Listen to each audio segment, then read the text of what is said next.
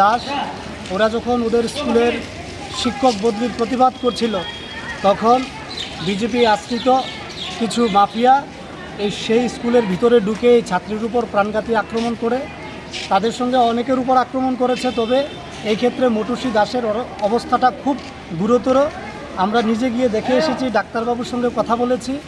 আমাদের দলের সভাপতি শ্রদ্ধেয় আশিস কুমার সাহা এবং বিধায়ক সুদীপ রায় বর্মন আমাদেরকে এখানে পাঠিয়েছেন ওনার খোঁজখবর নেওয়ার জন্য, দেখার জন্য।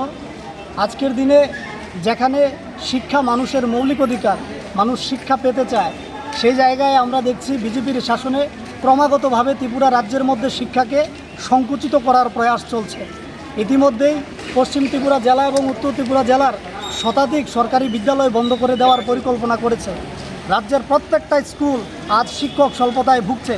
যে জায়গায় রাজ্যের ছাত্রীরা চাইছে ওরা শিক্ষার মাধ্যমে এগিয়ে যাবে, ওদের ভবিষ্যৎকে গড়ে তুলবে, আর তাদের এই ভবিষ্যৎ গড়ার পথে অন্তরায় হয়ে দাঁড়িয়েছে বিজেপি আশ্রিত কিছু রাষ্ট্রবাদী মাফিয়ারা।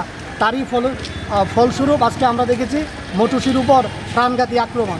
সেই জায়গায় আমরা আমাদের রাজ্যের যে শিক্ষামন্ত্রী, যিনি বর্তমানে কুম্ভকরণের ভূমিকা অবতরণ করেছেন, ওনার কাছে আমরা একটা আবেদন রাখতে চাই যে উনি যেন ওই মটুসীর উপর আক্রমণকারীদের অনতিবিলম্বে গ্রেফতার করান এবং তাদের উপযুক্ত শাস্তি প্রদান করান।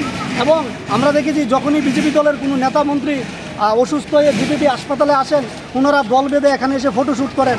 মুখ্যমন্ত্রীর কাছে এবং শিক্ষামন্ত্রীর কাছে আমাদের এমএসওয়ের তরফ থেকে একটা আহ্বান থাকবেন, আপনি আসুন, সচক্ষে দেখে যান মটুসীর উপর কীভাবে প্রাণঘাতী আক্রমণ করে আজকে ওকে মৃত্যু সজ্জায়